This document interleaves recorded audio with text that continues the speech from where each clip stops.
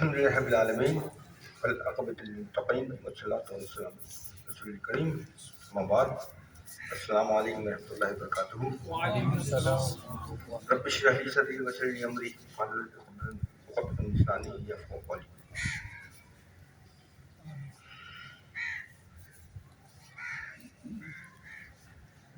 بسم الله الرحمن الرحيم. أم حسبتم أن تتركوا ولما يعلم الله الذين جحدوا منكم ولم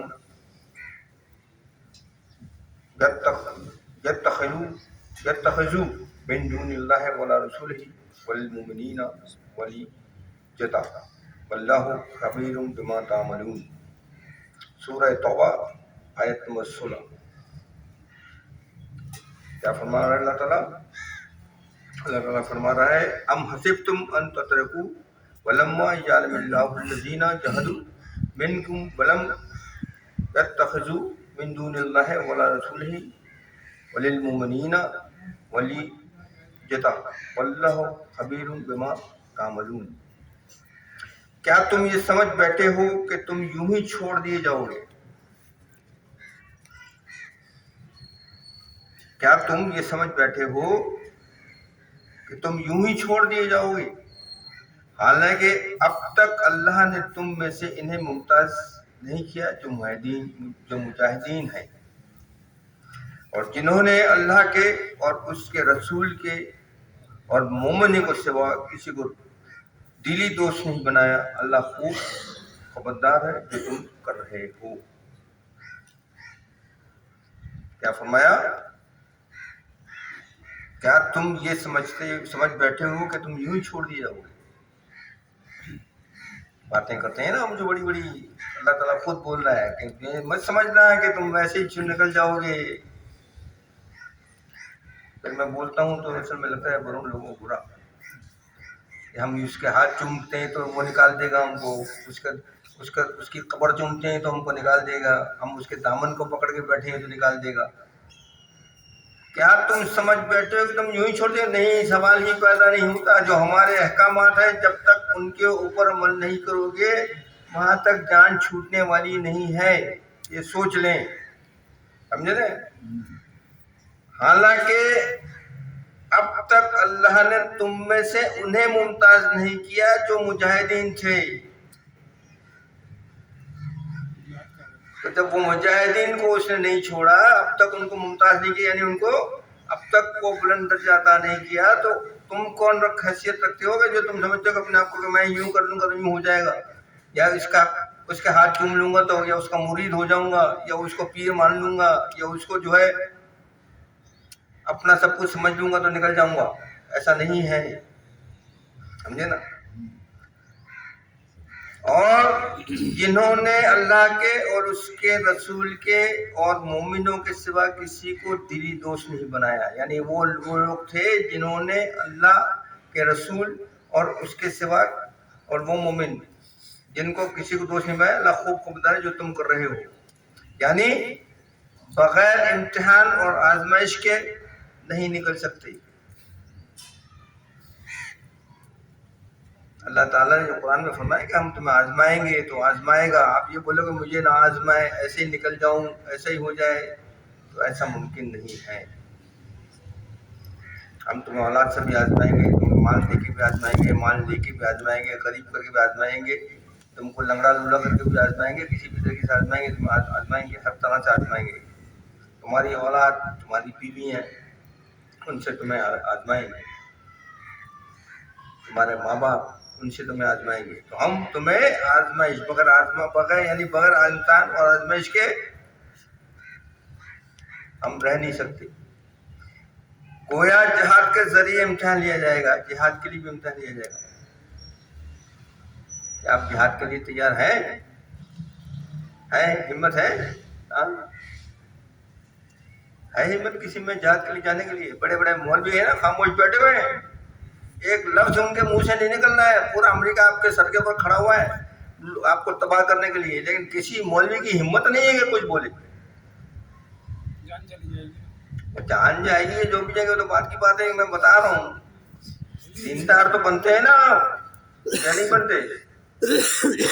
फिर जहाज आप आएंगे लड़ने के लिए? नहीं। तो वही वाली बात है कि हम तुम्हें आजमाएंगे तो जहाज के जरिए भी आजमाएंगे। हाँ ना, आप सल्लल्लाहु अलैहि वसल्लम के साथ भी तबूक के मौके पे बैठ गए थे ना, तो अल्लाह ताला ने इम्तिहान लिया था ना सबको। बातचीत बंद, खाना बंद, बीवी से भी कह दिया उनके कि इनसे मुलाकात नहीं करो, सलाम क्या कहते, जवाब दे ही नहीं भाई। तो वो क्या था? वही था। तो यही है कि वो आपको हर जगह आजमाएगा, हर जगह लेके जाएगा, समझे ना। और सबसे बड़ी चीज वलीजता। वलीजता का मतलब क्या है? गहरे और दिली दोस्त को कहते हैं। जो आपका जिगरी यार होता है ना, क्या बोलते हैं, ये तो मेरी जान है, ये मेरा जिगर है, ये मेरा जिगर, तो वो वलीजता उसको बोलते हैं। तो मुसलमानों को चूंकि अल्लाह और रसूल के दुश्मनों से मोहब्बत करने और दोस्ताना ताल्लुकात रखने से मना किया गया था। आज भी मना है ना, या नहीं है? लेकिन हम तो उनकी गोद में जाके बैठे हुए ना, उन्हीं की गोद में बैठे हुए ना। बहरहाल मतलब मैं बता रहा हूँ आपको, मुसलमानों को चूंकि अल्लाह और रसूल के दुश्मनों से मोहब्बत करने और दोस्ताना ताल्लुक रखने से मना किया था, सो वो भी आजमाइश का एक जरिया था।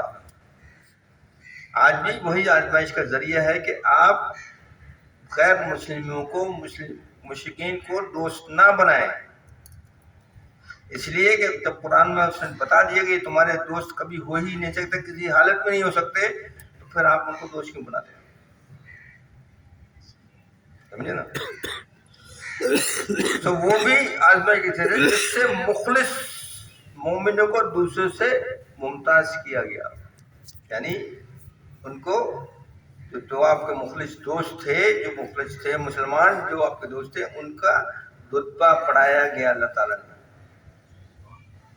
ना कहने का मकसद ये है कि अल्लाह ताला को पहले ही से हर चीज का इल्म है, लेकिन जहाद की हिकमत यह है कि इससे मुखलिस और गैर मुखलिस, गौर से सुनिएगा जो बता रहा हूँ, बड़ी अहम बात बता रहा हूँ, ये किसी ने बताई नहीं होगी आपको, ये बता दूं मैं आपको।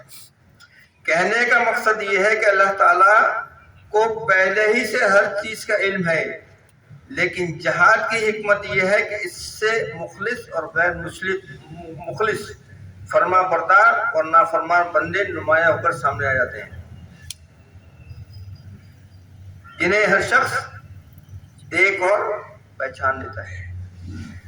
ऐसी बात हम भी बड़ी बड़ी बातें करते हैं ना अल्लाह के ताबे, अल्लाह के अल्लाह अल्लाह अल्लाह अल्लाह के सिवा कोई नहीं है, मैं तो अल्लाह की। अल्लाह ताला जब बोलता है ना तो सब जान जो है ना पहले पता लग जाती है कि जान कितनी है तुम्हारे के अंदर। तो वही बता रहा है कि जिहाद हमने रखी इसीलिए कि तुम्हारा पता लग जाए, कि तुम्हारे हर आदमी को पता लग जाए कि कौन मुखलिस है अल्लाह से और कौन मुखलिस नहीं है अल्लाह से। आज के दौर में मुखलिस है नहीं है। अभी जात का ऐलान हो जाए ना, बता में सबसे पहले जाके भी हॉस्पिटल में लेट जाएगा कि जी मैं तो बीमार है ना, सबसे पहले बदर बाबा ही जाके लेटेगा। बदर बाबा की इतना हिम्मत वाला नहीं है, सोच लेना ये मैं बता रहा हूँ कि सबसे पहले अगर जहाज का ऐलान हो जाए तो बदर बाबा फौरन हॉस्पिटल में जाके अब्बासी शरीफ के घर पास ही फट करके जाके वहाँ कमरा बुक करके लेट जाएगा जी मैं तो कहने का मकसद है पता लग जाएगा कौन वाकई सच्चा अल्लाह ताला से मुखलिस है या नहीं है। तो ये अल्लाह ताला ने पहचान रखी है। दरअसल यहाँ पर खिताब उन मुसलमानों से है जो कि नए नए इस्लाम में दाखिल हुए थे। ये जो आयत है ये उन लोगों से बयान किया कर रहा है, अल्लाह ताला खिताब कर रहा है जो कि नए नए मुसलमान हुए थे ना, तो वो नए नए थे तो इसलिए हुए, वरना इब्तदाई मुहाजिरीन व अंसार तो इस म्यार पर पहले ही कई बार पूरी हो चुके थे। जिन्होंने शुरू में इस्लाम कबूल किया था वो तो अल्लाह ताला ने उनको हर जगह आजमा लिया, जंग बदर में आजमाया, जंग उहद में आजमाया, जंग खंदक में आजमाया और दूसरी जगह आजमाया, तो पहले ही अल्लाह ताला के म्यार पर पूरे हो चुके थे। तो मेरे आपके जैसे थे ना, उनको बता रहे हैं अल्लाह मियाँ कि हम उनको पहले ही वो तो जिनको जो शुरू में जो मुसलमान हुए थे वो तो पहले ही हम हमारे म्यार पे उतर चुके हैं। उनसे तुम बात ये, हम तो तुम्हारी बात कर रहे हैं कि तुम कितने पानी में, ये बताओ।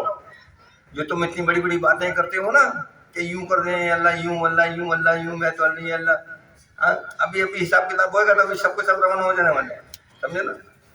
تو وہی بتا رہا ہے کہ ورنہ ابتدائی مہاجرین و انصار تو اس معیار پر پہلے ہی کئی بار پورے اتر چکے تھے اور اپنے امتحان میں کامیاب ہو چکے تھے. یعنی جنگ بدر، جنگ احد میں جو لوگ تھے جنہوں نے قربانیاں دی اور جنہوں نے مطلب جہاد کیا، واقعی جہاد کیا. آج تو بٹن دبا کے بات کرتا ہے نا، وہ اس وقت تو جہاد تلواروں کی تھی، سامنے سامنے ہر چیز آمنے سامنے ہوتی تھی. تو کامیاب ہو چکی، جس کا ذکر اس آیت مبارک میں کیا گیا ہے. یہاں دو باتیں بہت ہی اہم فرمائی گئی ہیں اس آیت میں. کون سی آیت میں؟ سورہ توبہ کی آیت نمبر 16 میں دو باتیں بڑی اہم فرمائی گئی ہیں. ایک یہ کہ اللہ کی راہ میں جان و مال سے جہاد کرنا. اہم دو باتیں یہ ہے کہ اللہ کی راہ میں جان و مال سے جہاد کرنا، یعنی آپ کے پاس جان بھی ہے اور مال بھی ہے، تو دونوں کو استعمال کرنا ہے اور آپ کو جہاد کرنا ہے. اور دوسرے یہ کہ صرف اللہ تعالیٰ اور اس کے رسول صلی اللہ علیہ وسلم و مومنوں سے ہی دلی اور رازداری کی دوستی رکھنا مقصد ہے. یعنی دوسرا کام کیا کرنا ہے؟ دوسرا یہ کہ مشرکین سے کسی قسم کی کوئی رابطہ نہیں رکھا. دوستی رکھیں، سلام دعا رکھیں، وہ ایک الگ چیز ہے، لیکن ان سے کسی معاملے میں آپ کو بات نہیں کرنا ہے. یعنی ہم ہے نا، ہم جب کسی سے دوستی کرتے ہیں 2-4 دن ہوتے ہیں، 8 دن ہوتے ہیں، 10 دن ہوتے ہیں، 15 دن، سال 2 سال گزرتے ہیں، تو کیا ہوتا ہے جب ہمارے سے کافی اچھی طرح کا ہو جاتا ہے، ہم ایک دوسرے کو پہچان لیتے ہیں، تو پھر کیا ہوتا ہے؟ پھر ہم اپنی رازداری بھی ان سے کرنا شروع کرتے ہیں، اپنے راز بھی بتانا شروع کرتے ہیں، گھروں کی بات بھی کرتے ہیں، اپنے گھر ماحول کے. تم تو میرے فیملی ممبر ہو، اس لیے میں تمہیں بتا رہا ہوں، تم فلانے ہو تو میں تمہیں بتا رہا ہوں.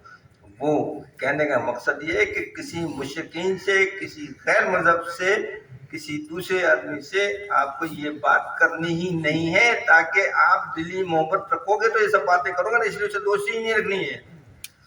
اگر دوستی کرو گے تو آہستہ آہستہ تمہارا میل جول بڑھتا چلا جائے گا، تمہارے گھر میں آنا شروع ہو جائے گا، آپ اس کے گھر میں جانا شروع ہو جائیں گے، تو پھر کیا فیملی ممبر. لیکن آپ اس کے دل کا حال جانتے ہو؟ اس لیے نہیں جانتے کہ وہ اللہ تعالیٰ نے ہی منع کر دیا ہے آپ کو کہ وہ کبھی تمہارے ہو ہی نہیں سکتے. تو پھر کیسے ممکن ہے کہ ان سے یہ سب باتیں کی جائیں؟ آپ کے لیے خطرناک ہے نا.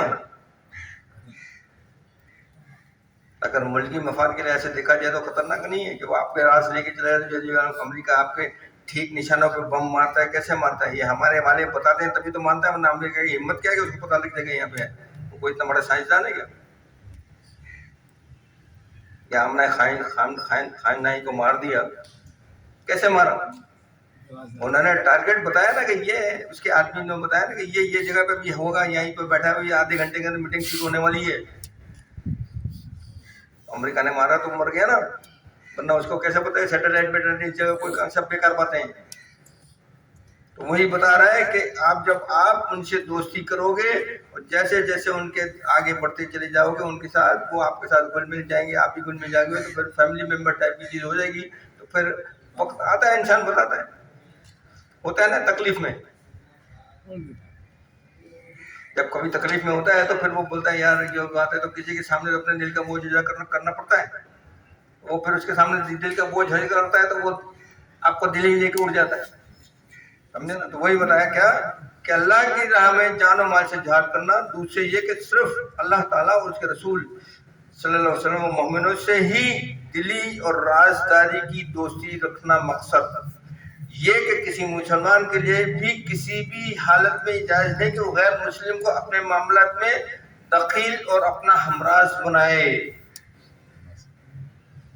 میں نہیں کہہ رہا ہوں، قرآن کہہ رہا ہے. قرآن یہ سب قرآن کی باتیں ہو رہی ہیں ہمارے پاس جو ہو رہی ہیں، کہانی قصے روایت نہیں. قرآن کی جو آیت ہیں ان کے جو ترجمے، ان کے جو تفاسیر ہیں وہ بیان کر رہا ہوں میں آپ سے.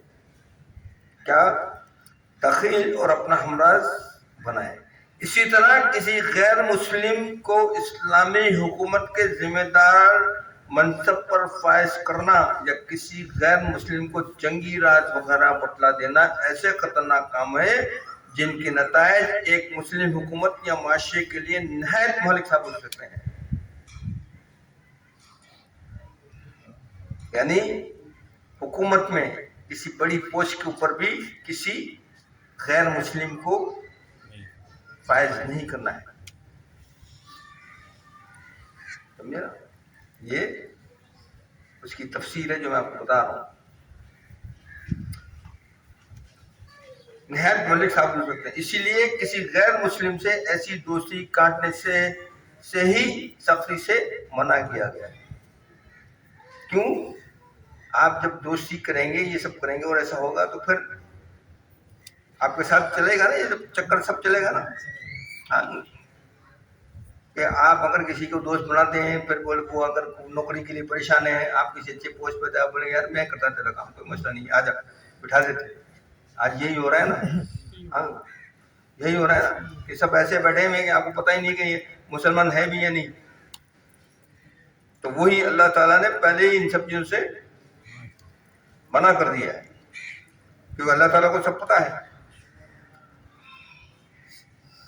آگے فرماتے ہیں اللہ تعالیٰ سورہ توبہ کی آیت نمبر 18 میں اللہ تعالیٰ فرماتا ہے کہ دیکھیں اس کا اپوزٹ کیا بتا رہا ہے اللہ تعالیٰ. اس کا اپوزٹ بھی بتاتا ہے نا کہ اپوزٹ کیا ہے اس کا. دیکھیں وہ بھی بتا رہا ہے اللہ تعالیٰ.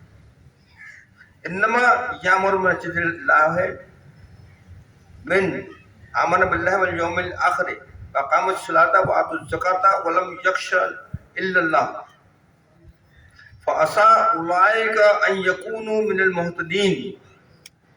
سورہ توبہ آیت نمبر 18 اللہ تعالیٰ فرماتا ہے حقیقت میں تو اللہ کی مسجدوں کو وہی آباد رکھتا ہے جو اللہ اور آخرت پر ایمان لایا اور نماز پڑھتا رہا اور زکوٰۃ دیتا رہا اور جس نے خدا کے سوا کسی کا ڈر نہ مانا.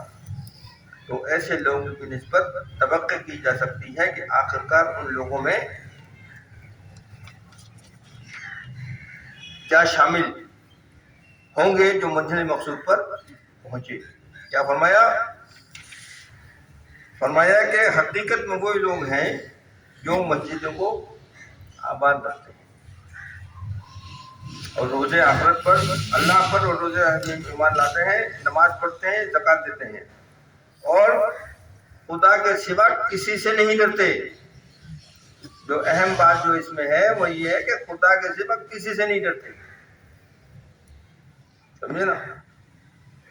تو یعنی یہ بھی اپنی جگہ ہے کہ خدا نہیں ڈرتے، لیکن پھر بھی دیکھیں آگے جو سننے والی بات ہے وہ یہ کہ ایسے لوگوں کی نسبت توقع، یعنی ایسے لوگ جو کہ 5 وقت کی نماز بھی پڑھتے ہیں اور مسجد میں جا کے پڑھتے ہیں، مسجد کو آباد رکھتے ہیں، اللہ کے گھر کو آباد رکھتے ہیں نا، زکوٰۃ بھی دیتے ہیں، سب کرتے ہیں اور اللہ سے ڈرتے بھی نہیں ہیں. ان سے توقع، ان کو یہی توقع ہو سکتی ہے ان کے لیے کہ اللہ تعالیٰ ان پہ رحم فرمائے اور ان کی آخرت سنوار دے. مطلب گارنٹی نہیں ہے کہ آپ نماز پڑھ رہے ہیں تو جیسا ہے نا 5 وقت کی نماز پڑھ لو، تو یہ گارنٹی نہیں ہے کہ 5 وقت کی نماز پڑھنے سے یا زکوٰۃ دینے سے آپ کو جنت مل جائے گی. ایسی کوئی بات یہ کوئی گارنٹی نہیں ہے. بولتے ہیں نا 5 وقت کی نماز پڑھ لیں گے، یوں ہے نماز قرآن پڑھ لیا، فلانا کر لیا، یہ کر لیا، زکوٰۃ دے دی، خیرات دے دی تو ہم کو جنت مل جائے گی. کیونکہ ہم کو تو شارٹ کٹ بتا رہے ہیں سارے جو بتا رہے ہیں جانے وہ شارٹ کٹ ہے. ایسا نہیں ہے، وہ تو حکم ہے، وہ تو آپ کے اوپر فرض کی گئی ہے. 5 وقت کی نماز پڑھنی ہی پڑھنی ہے، چاہے دنیا ادھر سے ادھر ہو جائے. بیمار ہے تب بھی پڑھنی ہے، بیمار نہیں ہے تب تو پڑھنی ہی پڑھنی ہے، اور بیمار نہیں ہے تب تو پڑھنی ہی پڑھنی ہے، اور بیمار ہے تب بھی پڑھنی ہی پڑھنی ہے. نہیں پڑھ سکتے، صرف 2 آدمی کے لیے 2 ایسی چیزیں ہیں جس کے اندر نماز آپ کی معاف ہے. 2 ہی ایسی چیزیں ہیں جن کا نماز معاف ہے. یا تو آپ بے ہوش ہیں، کوما میں چلے گئے، ختم ہوئی بات، یا 2-4 دن کے لیے بے ہوش ہو گئے کسی وجہ سے، شوگر کم گر گئی یا بلڈ پریشر لو ہو گیا اور آپ کو بے ہوشی طاری ہو گئی 2-3 دن کے لیے، ڈاکٹر انجیکشن لگا کے کھڑا کر رہے ہیں آپ کو، تو وہ ایک الگ چیز ہے کہ 2 دن آپ کو پتہ ہی نہ، یا تو اس کے لیے معاف ہے نماز، یا پھر اسے پتہ ہی نہیں نا، پاگل کو تو کچھ پتہ ہی نہیں ہے، اس کو ذہن ہی نہیں ہے نا کہ کہاں ہے کیا چیز ہے، اللہ کیا ہے کیا چیز ہے، اس کو پتہ ہی نہیں، تو اس کے لیے معاملہ. باقی اگر آپ بیمار ہیں، کھڑے ہو کے نہیں پڑھ سکتے، بیٹھ کے پڑھیں. بیٹھ کے نہیں پڑھ سکتے، لیٹ کے پڑھیں. لیٹ کے بھی نہیں پڑھ سکتے، اتنی کمزوری کہ آپ ہاتھ ہلا بھی نہیں، انگلی اٹھا نہیں سکتے، کچھ نہیں کر سکتے، سب اشاروں سے پڑھیں. آنکھوں کے اشاروں سے پڑھیں کہ آنکھوں کے اشاروں سے کہ سجدہ کر رہا ہوں میں، رکوع کر رہا ہوں، یہ کر رہا ہوں. یہ آپ کو ایٹ اینی کاسٹ کرنا ہی کرنا ہے. ہمارے یہاں تو ذرا سا پاؤں میں درد کرسی لے کے بیٹھ جاتا ہے. اور آج کل تو اللہ معاف کرے، مسجدوں میں جاؤ تو ایک سائڈ تو پوری کرسیوں کے اوپر ہوتی ہے، سب جنرل بیٹھے ہوتے ہیں، ایک سائڈ نیچے بیٹھے ہوتے ہیں. اللہ معاف کرے. ہاں آپ واقعی نہیں جھک سکتے ہیں، واقعی آپ کے ساتھ ایسا کوئی پرابلم ہے کہ آپ کے پیر نہیں مڑتے، خدا نہ خاصا ایکسیڈنٹ ہو گیا، آپ کا پیر جو ہے مڑ نہیں رہا ہے، تو آپ بیٹھ کے پڑھنے کو ایک الگ چیز ہے. یا تو جوان بچے ذرا سا پاؤں کے اندر ہوتا ہے، ایک انگوٹھے کے اوپر پٹی باندھی ہوتی ہے، جا کے کرسی پہ بیٹھ جاتے ہیں. تو یہ سب چیزیں ذہن میں رکھیں. تو وہی بتایا اللہ تعالیٰ نے کہ کیا بتایا کہ یہ 5 وقت کی نماز جو پڑھتا ہے، یہ سب پتہ ہے، جو مسجد اعمال رکھتا ہے اس کے لیے یہ امید کر سکتا ہے وہ کہ شاید مجھے بخش دیا جائے، میں منزل مقصود تک پہنچ جاؤں گا. کہنے کا مقصد یہ ہے کہ مشرکین کا تو اللہ تعالیٰ کی مسجدوں کو آباد کرنے کا سوال ہی پیدا نہیں ہوتا. اور ویسے بھی مشرکوں کا بیت اللہ سے کیا تعلق ہے؟ کوئی تعلق؟ کوئی تعلق نہیں ہے.